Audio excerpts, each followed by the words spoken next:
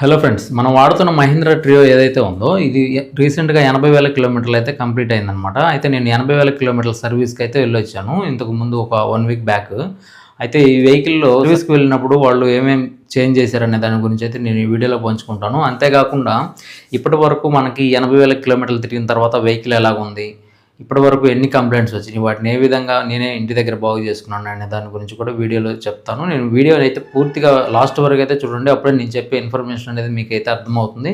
ఎవరైనా electrical vehicles కానివ్వండి, ఈ ట్రియో వెహికల్స్ కానీ వాడుతున్నారనుకోండి, వాళ్ళకి వచ్చిన ప్రాబ్లమ్స్ లాంటివి మీకు కూడా ఏదైనా వస్తే మీరు కూడా ఇంటి దగ్గరే బాగు చేసుకోవడానికి అయితే అవకాశం ఉంటుంది. అందుకని వీడియో లాస్ట్ వరకు అయితే చూడండి. ఇంకా మన ఛానల్ ఎవరైనా మీరు కనుక కొత్తగా విజిట్ అయ్యారనుకోండి, మన ఛానల్ని ఒకసారి చెక్ చేయండి. మహీంద్రా ట్రియోకి సంబంధించిన చాలా వీడియోస్ అయితే ఉంటాయి. ఆ వీడియోస్ అన్నీ చూసుకొని మీకు కూడా ఎటువంటి ఏదైనా కంప్లైంట్ వచ్చినప్పుడు మీరే ఇంటి దగ్గర ఎట్లా బాగు చేసుకోవడం మీకు ఒక అవగాహన అయితే వస్తుందన్నమాట. ఇంకా మీరు మన వీడియో కనుక లైక్ చేయకపోతే లైక్ చేయండి. ఇక లేట్ చేయకుండా టాపిక్లోకి అయితే వెళ్ళిపోదాం.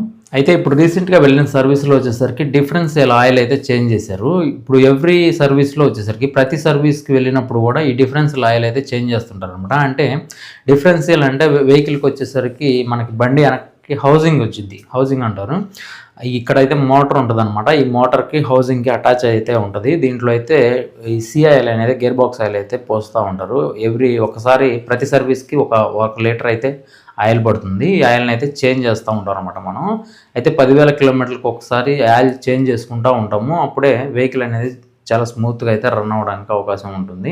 వీళ్ళు ప్రతి సర్వీస్లో వచ్చేసరికి మనకి ఇది ఒక్కటే అయితే చేస్తూ ఉంటారు. ఇంకా ఏవైనా కంప్లైంట్స్ మనం చెప్పామనుకోండి, వాటిని అయితే చూస్తూ ఉంటారు అనమాట. ఇక మామూలుగా కంపెనీ మాన్యువల్ ప్రకారం 80,000 కిలోమీటర్లకి ఇంత, 70,000 కిలోమీటర్లకి ఇన్ని చెకప్స్ చేయాలి, ఇట్లాగైతే వాళ్ళకి ఒక లిస్ట్ అయితే ఉంటుంది. కానీ అవేం చేయరు. మనం ఏదైనా కంప్లైంట్ చెప్తేనే చేస్తారు, లేదంటే ఆయిల్ చేంజ్ చేసి పంపించేస్తూ ఉంటారు. అయితే నేను ఈ 80,000 కిలోమీటర్ల సర్వీస్లో వచ్చేసరికి ఎక్స్ట్రాగా ఇప్పుడు మనకి హ్యాండిల్ చాలా మందికి టైట్ అవుతూ ఉంటుంది. ఎందుకంటే లోపల ఉన్న ఈ బాల్స్ కప్పులు ఉంటాయి కదా, అవైతే చేంజ్ అయ్యి మనం మామూలుగా సర్వీస్కి వెళ్ళినప్పుడల్లా వస్తూ ఉంటాం. బజాజ్ డీజిల్కి అయితే ఎప్పుడైనా హ్యాండిల్ టైట్గా ఉన్నప్పుడు కానివ్వండి, అట్లాంటప్పుడు బాల్ బేరింగ్స్ అనేది అయితే చేంజ్ చేస్తూ ఉంటాం కదా.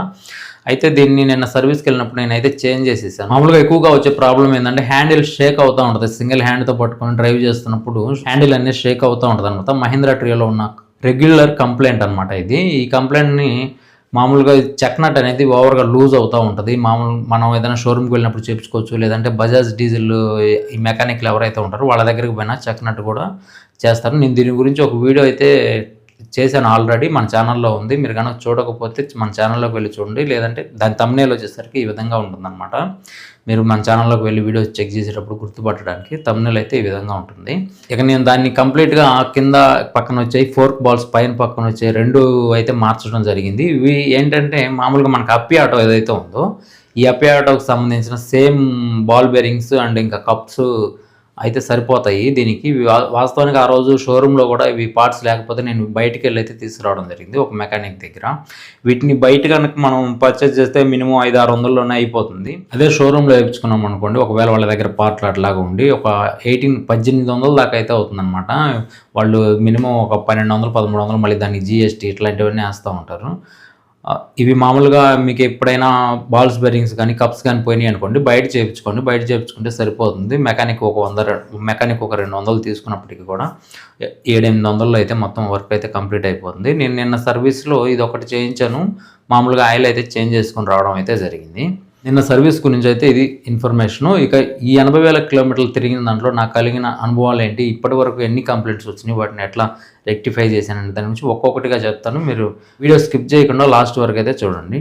వెహికల్ తీసుకున్నాక ఫస్ట్ కంప్లైంట్ వచ్చేసరికి 4,500 కిలోమీటర్లు తిరిగిన తర్వాత మనకి డీసీ నుంచి డీసీ కనెక్టర్ అని ఒక కనెక్టర్ అయితే ఉంటుంది అనమాట. అంటే ఇప్పుడు మనకి మెయిన్ బ్యాటరీ ఏదైతే ఉందో ఆ బ్యాటరీ నుంచి వెనక మనకి మోటార్కి సంబంధించిన బోర్డ్స్ అవి ఉంటాయి కదా, వాటికి దగ్గర ఒక చిన్న బ్యాటరీ అయితే వచ్చింది. ఈ బ్యాటరీ ఏం చేస్తుందంటే మనకి ఇక్కడ ఫ్రంట్లో మనకు చూపించే డిస్ప్లే ఏదైతే ఉందో ఇంకెంత మైలేజ్ వస్తుంది, ఎంత రీడింగ్ తిరిగింది, ఇవన్నీ మనం చూస్తుంటాం కదా హ్యాండిల్ దగ్గర డిస్ప్లేలో. ఆ డిస్ప్లే పనిచేయడానికి అయితే ఈ బ్యాటరీ వాడుతూ ఉంటుంది. అయితే దీనికి ఈ చిన్న బ్యాటరీకి ఒక కనెక్టర్ అయితే ఉంటుంది, దాన్ని DC to DC కనెక్టర్ అయితే అంటారనమాట. ఈ DC to DC కనెక్టర్కి మెయిన్గా 3 ఫీజులు అయితే వస్తాయి. మామూలుగా మనకు వెహికల్ బ్యాటరీ పక్కనే ఒక ఫీజు అయితే ఉంటుంది. ఆ తర్వాత అది వచ్చేసరికి ఓవరాల్గా అయితే వర్క్ చేస్తుంది.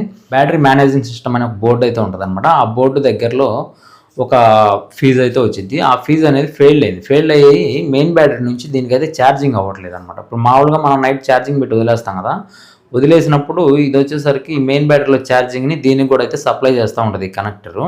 ఈ కనెక్టర్కి వచ్చే ఫీజు అనేది ఫస్ట్ సారి ఫెయిల్ అయింది. అది 4500 కిలోమీటర్లు సంథింగ్ ఎంతో తిరిగింది. అప్పుడు సరిగ్గా ఐడియా లేదు. అయితే దాని గురించి వీడియో చేశాను. దాని థంబ్నెయిల్ అయితే ఈ విధంగా ఉంటుంది. మీరు కనుక చూడాలనుకుంటే అది ఎట్లా బాగు చేశారు అదైతే షోరూంలోనే చేయించాను నేను. ఎందుకంటే ఫస్ట్ టైం అట్లాంటి కంప్లైంట్ రావడం, వెహికల్ తీసుకుని నేను కూడా అప్పుడు కొత్త కాబట్టి బయట ఓపెన్ చేయడానికి అంత ధైర్యం అయితే చేయలేదు. ఇంకా వారంటీ కూడా ఉంటుంది కదా, ఏదైనా మిస్టేక్ జరిగింది అనుకోండి వారంటీ పోద్దని చెప్పి నేను షోరూమ్కి అయితే వెళ్ళడం జరిగింది. అయితే అది చిన్న పనే, కానీ 2 రోజులు అయితే వెహికల్ ఆగిపోయింది నాకు. తర్వాత షోరూమ్కి వెళ్ళి చేయించడం అయితే జరిగింది. ఇట్లాంటి కంప్లైంట్ మీకు వచ్చినప్పుడు జస్ట్ ఒక అరగంటలోనే బాగు చేసుకోవచ్చు మన ఇంటి దగ్గరే.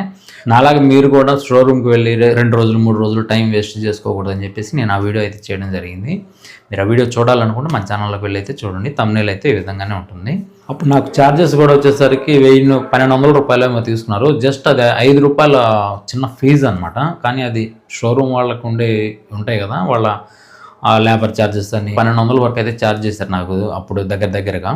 ఇక నెక్స్ట్ కంప్లైంట్ వచ్చేసరికి ఛార్జర్లో కంట్రోలర్ బోర్డు అనేది పోయింది. అంటే ఇప్పుడు మనకి నైట్ ఛార్జింగ్ పెట్టి వదిలేస్తాం అనుకోండి, ఛార్జింగ్ ఎప్పుడైతే ఫుల్ అయిపోయిన తర్వాత ఛార్జింగ్ అనేది ఆటోమేటిక్గా బ్యాటరీకి పంపించకుండా ఆపేస్తుంది అనమాట.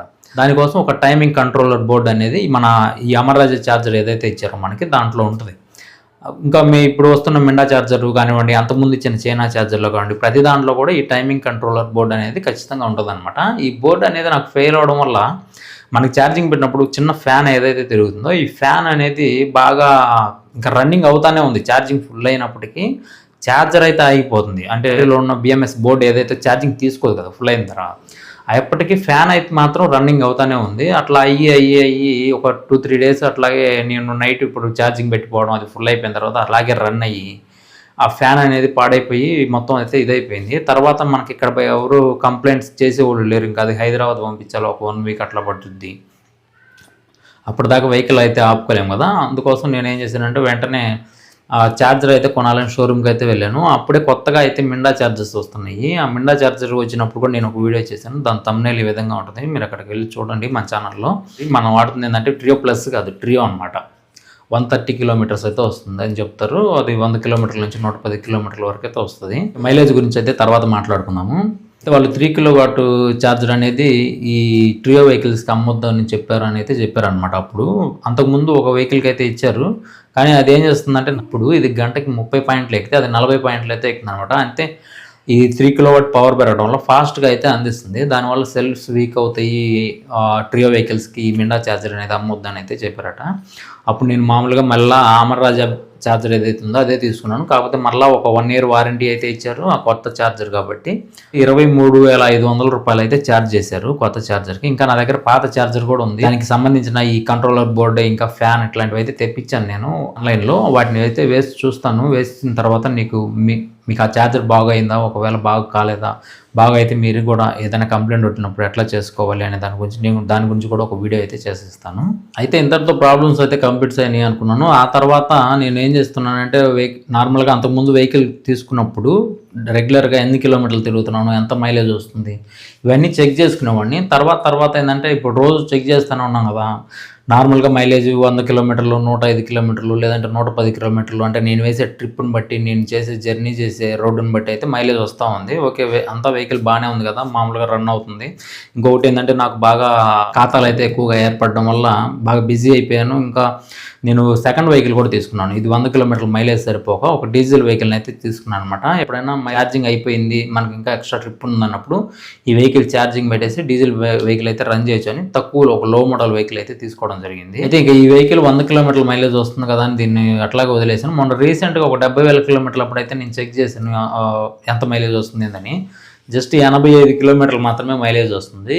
ఎందుకు 85 కిలోమీటర్ల మైలేజ్ వస్తుంది, సడన్గా ఎందుకు తగ్గిందని చెక్ చేసుకున్నాను. ఎందుకంటే ఆల్రెడీ 3 సంవత్సరాలు దగ్గరగా అవుతుంది. ఒకవేళ బ్యాటరీ పని అయిపోయిందేమో అనుకున్నాను. ఆ తర్వాత నేను షోరూమ్ వాళ్ళతో మాట్లాడినప్పుడు వాళ్ళు వెహికల్కి ఒకసారి బూస్టింగ్ అయితే పెట్టించుకోండి, మరలా నార్మల్ కండిషన్కి అయితే వస్తుందని చెప్తున్నారు. అసలు వాళ్ళు ఏం చెప్తుందంటే షోరూము మామూలుగానే 4 గంటలు కనుక మనం ఛార్జింగ్ పెడతాం కదా, ఒక 4 గంటల్లో ఛార్జింగ్ ఫుల్ అయిపోయిన తర్వాత కూడా ఇంకా 4 గంటలు ఛార్జర్ని అలాగే ఉంచండి అని చెప్తుంది. ఎందుకు చెప్తుందంటే ఈ లోపల మెయిన్ బ్యాటరీలో బ్యాటరీ మేనేజ్మెంట్ సిస్టమ్ అనే ఈ బిఎంఎస్ బోర్డు ఏదైతే ఉందో ఇది ఏం చేస్తుందంటే లోపల నెంబర్ ఆఫ్ సెల్స్ ఉంటాయి ఇట్లాగా. ఈ నెంబర్ ఆఫ్ సెల్స్లో ఏం చేస్తుందంటే ఒక సెల్ నుంచి ఇంకో సెల్కి ఏదైనా సెల్లో పవర్ తక్కువ ఉందనుకోండి, ఎక్కువ ఉన్న సెల్ నుంచి ఆ సెల్కి అయితే ట్రాన్స్ఫర్ చేస్తూ ఉంటుంది ఈ బ్యాటరీ మేనేజ్మెంట్ సిస్టమ్ అనే బోర్డు అయితే ఇట్లా ట్రాన్స్ఫర్ చేసుకుంటూ ఉంటుంది అనమాట. ఈ 4 గంటలు ఎక్కిన తర్వాత మనం ఎప్పుడైతే వదిలేస్తామో అట్లాంటప్పుడు ఏదైనా సెల్ వీక్గా ఉందనుకోండి, దాన్ని అయితే మళ్ళీ రీఫిల్ చేస్తూ ఉంటుంది. అట్లాంటప్పుడు మళ్ళీ ఛార్జర్ ఆన్ అయ్యి ఆగిపోతూ ఉంటుందట. అయితే ఇది మామూలుగా ఫస్ట్లో నేను కూడా ఇట్లా కంటిన్యూ చేసుకుంటూ వచ్చాను కొన్నాళ్ళు. ఆ తర్వాత నైట్ ఎప్పుడో 12 గంటలకి 1 గంటకి రావడం, మార్నింగ్ ఎర్లీగా లేచి వెళ్ళిపోవడం, ఒక్కొక్కసారి ఛార్జింగ్ సరిగా పెట్టకపోవడం, ఒక్కొక్కసారి ఒక 40-50 కిలోమీటర్లు ఉండగానే ఛార్జింగ్ పెట్టడం, ఇట్లాగైతే చేస్తూ వచ్చాను. అది ఎందుకు అట్లా అంటే 40-50 కిలోమీటర్లు ఉన్నప్పుడు ఛార్జింగ్ పెట్టకూడదా అంటే పెట్టవచ్చు. కానీ ఈ సెల్స్కి వచ్చేసరికి 1000 టైమ్స్ కానీ 2000 టైమ్స్ కానీ ఇట్లా ఒక కౌంట్ అయితే ఉంటుంది అనమాట. మనం ఛార్జింగ్ పెట్టి రిమూవ్ చేసినప్పుడల్లా కౌంట్ అనేది అయితే పడిపోతూ ఉంటుంది. మనం అందుకని వేస్ట్గా అయితే ఆ కౌంట్ను వేస్ట్ చేయకుండా మనం ఎప్పుడు పడితే అప్పుడు అనవసరంగా ఛార్జింగ్ పెట్టకుండా పూర్తిగా తిరిగిన తర్వాత ఒక 20 కిలోమీటర్లు ఉన్నప్పుడు మనం కనుక ఛార్జింగ్ పెట్టుకుంటూ ఉన్నాం అనుకోండి, బ్యాటరీలో ఉన్న లైఫ్ అనేది ఎక్కువగా వస్తుంది అనమాట. అయితే ఇక మనకు మైలేజ్ అయితే తగ్గింది కదా 85 కిలోమీటర్లకి. సరే ఓకే బూస్టింగ్ పెట్టిద్దామని చెప్పేసి ఒక 2 సార్లు అయితే వెళ్ళాను. 2 సార్లు ఖాళీ లేదు, ఇంకా మీకంటే ముందు వచ్చిన వెహికల్స్ ఉన్నాయి ఎట్లా అయితే చెప్పుకుంటూ వచ్చారు. 3వసారి వెళ్ళినప్పుడు 80,000 కిలోమీటర్ల సర్వీస్కి అయితే వెళ్ళాను. అప్పుడు అయితే ఒక పర్సన్ కలిశాను, నేను అక్కడ ఉన్న ఒక టెక్నీషియన్ని. అతను ఏం చెప్పాడంటే, బ్రదర్ ఇప్పుడు మీరు ఇచ్చినా కూడా మేము చేసేది ఏంటంటే దాన్ని బ్యాలెన్సింగ్ అయితే చేస్తాము. మా దగ్గర ఉన్న మిషన్ తోటి బ్యాలెన్సింగ్ చేసి మార్నింగ్ 10కి 10:30కి వచ్చినప్పుడు ఆన్ చేస్తాము. ఆ తర్వాత నైట్ ఇంటికి వెళ్ళేటప్పుడు 5:30కి అట్లా ఆఫీస్ అయిపోద్ది కదా, మనకు షోరూమ్ క్లోజ్ అవుతుంది కదా 6కి అట్లాగా, అప్పుడైతే మొత్తం ఆపేసి మరలా రేపు వచ్చినప్పుడు అయితే పెడతా ఉంటాము. మామూలుగా అయితే 8 అవర్స్లో పెడుతుంటాము. ఈ లోపల ఎన్ని సెల్స్ అయితే బ్యాలెన్స్ చేయగలుగుతాము అన్నీ చేస్తుంటాము. ఇవి మొత్తం 32 సెల్స్ అయితే వస్తాయి కాబట్టి మొత్తం ఒకటే రోజు కుదరదని అయితే చెప్పాడు. దీనికి మరి ఏంటి బెటర్ సొల్యూషన్ అని అయితే అడిగితే, తర్వాత మీరు మీ దగ్గర ఉన్న ఛార్జర్ని ఏం చేస్తారంటే, ఒకవేళ ఇప్పుడు ఏదన్నా మీకు వెహికల్ అవసరం లేదనుకోండి, ఇప్పుడు సాటర్డే నైట్ ఉంది, ఇప్పుడు నేను సండే చర్చ్కి వెళ్తాను, వెహికల్ అయితే తీను, మామూలుగా మధ్యాహ్నం తర్వాత నుంచి తీస్తూ ఉంటాను అనమాట. ఇంకొకటి ఏంటంటే నాకు ఆప్షనల్గా ఒక సెకండ్ వెహికల్ అయితే ఉంది కదా, డీజిల్ వెహికల్. వాళ్ళు ఏం చెప్తున్నారంటే సాటర్డే నైటో లేదంటే ఎప్పుడన్నా కానివ్వండి ఒక 2 రోజులు ఛార్జింగ్ పెట్టేసి వదిలేసేయండి, అదే సర్దుకుంటుంది. అప్పటికి కాకపోతే మీరు వెహికల్ కనుక పెట్టారనుకోండి, మేము దాన్ని బూస్టింగ్ అయితే ఇస్తాము, అంటే బ్యాలెన్సింగ్ చేసి ఇస్తామని అయితే చెప్పారు.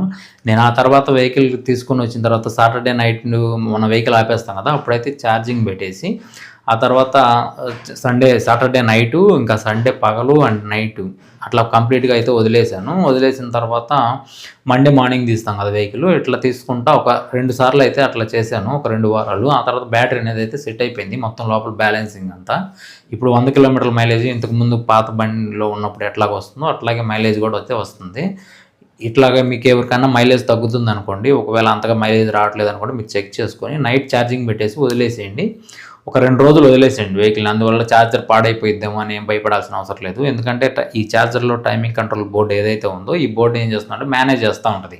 మనకి ఛార్జ్ అయినప్పుడు ఛార్జర్ ఆగిపోతూ ఉంటుంది. ఆ తర్వాత మరలా ఆటోమేటిక్గా ఏదైనా సెల్లో పవర్ తక్కువైనప్పుడు ఈ ఆల్రెడీ ఉన్న సెల్స్లో నుంచి బోర్డు ఏం చేస్తుందంటే ఆ సెల్కి ఈ సెల్కి మారుస్తూ ఉంటుంది కదా, మార్చినా కూడా 100% లేదనుకోండి, అప్పుడు ఏదైనా సెల్ వీక్ అయినప్పుడు దిగుతూ ఉంటుంది కదా, దిగినప్పుడు మళ్ళీ ఈ ఛార్జర్ ఆన్ అయ్యి ఫుల్ చేస్తూ ఉంటుంది. ఇట్లా ఒక 2 డేస్లో మీకు మొత్తం సెల్ అనేది కండిషన్లోకి అయితే వస్తుంది అనమాట. ఇట్లా నెలలో ఒకసారైనా పెట్టుకుంటే మీకు ఈ సెల్స్ అనేవి తొందరగా వీక్ కాకుండా ఉంటాయి. ఛార్జింగ్ కూడా మీరు ఎప్పుడు పడితే అప్పుడు 60 కిలోమీటర్లు 70 కిలోమీటర్లు ఉన్నప్పుడు మరలా ఇంకొక బాడీ ఉందని అట్లా పెట్టడం వల్ల బ్యాటరీ అంటే మనకి అవసరానికి తగ్గట్టు వాడాలనుకోండి, కానీ మనకి బ్యాటరీ అనేది తొందరగా అయితే వీక్ అవుతూ ఉంటుంది. దాన్ని గమనించుకొని మీకు అవసరం అయితేనే పెట్టుకోండి, లేదంటే మ్యాక్సిమం ఒక 20-30 పాయింట్లు ఉన్నప్పుడు మాత్రమే ఛార్జింగ్ పెట్టడానికి వీలైనంత వరకు ట్రై చేయండి. ఇవి మన వెహికల్స్కి వచ్చిన కంప్లైంట్స్. అంతకుముందు రెగ్యులర్గా వచ్చే కంప్లైంట్ అదొకటేనమాట. మనకి ఎప్పుడు పడితే అప్పుడు ఈ హ్యాండిల్ అనేది షేక్ అవ్వటం, చక్కనట్టు పద్దాకు లూజ్ అయిపోవటం అట్లా అయితే జరుగుతూ ఉండేది. 1-2 సార్లు నేను షోరూమ్లో చేయించినప్పుడు నేను ఒక వీడియో తీశాను. అసలు ఒకవేళ మెకానిక్ దొరకలేదనుకుంటే మనం ఇంటి దగ్గర ఎట్లా బాగు చేసుకోవాలనే దాని గురించి కూడా దాని ఛానల్‌లో వీడియో ఉంది. మీరు దాన్ని కూడా అయితే చూడండి. ఇది ఈ 80,000 కిలోమీటర్లు తిరిగిన తర్వాత మన వెహికల్ యొక్క కండిషను. ఇంకా ఎటువంటి కంప్లెయింట్స్ అయితే రాలేదు. ఇప్పుడు కొంతమందికి చాలామందికి కమాన్ కట్లని, సస్పెన్షన్‌లని పోతా ఉన్నాయి. అంటే వాళ్ళు తిరిగే రోడ్లను బట్టి. నేను అన్ని మామూలుగా మెయిన్ రోడ్‌లో మాకు టౌన్‌లో అన్ని రోడ్స్ బాగుంటాయి కాబట్టి అందులో ఇంకా ఎక్కువ ట్రాఫిక్ కూడా ఉండదు. మా ఊరు చూసుకుంటే ఎట్లా ఉంటదంటే ఎటు చూసినా ఒక 2 కిలోమీటర్లు మాత్రమే ఉంటది. ఆ తర్వాత మొత్తం హైవే. కాబట్టి వెహికల్ నా దగ్గర అయితే అంతగా పాడైతే అవ్వలేదు. ఇంకోటి నేను వెహికల్ చాలా నీట్‌గా ఎప్పటికప్పుడు క్లీన్ అయితే చేసుకుంటూ ఉంటాననమాట. చాలామంది నాకంటే తర్వాత వచ్చిన వెహికల్‌ని అయితే పట్టించుకోరు. తిరుగుతారు, అక్కడ పడేస్తా ఉంటారు. వెహికల్ అనేది చూస్తే ఎప్పుడో ఒక 5, 6 సంవత్సరాల క్రితం తీసుకున్న వెహికల్ లాగా అయితే ఉంటదనమాట. దాని మీద మనం కష్టపడుతున్నాం కాబట్టి వెహికల్‌ని ఎప్పటికప్పుడు శుభ్రంగా ఉంచుకుంటే మంచిది. వీడియో లాస్ట్ వరకు చూసారనుకుంటున్నాను. ఇంకా మీరు వీడియో గనుక లైక్ చేయకపోతే లైక్ చేయండి. మీలో ఎంతమంది వీడియో లాస్ట్ వరకు చూసారనే దాని గురించి కామెంట్ అయితే చేయండి.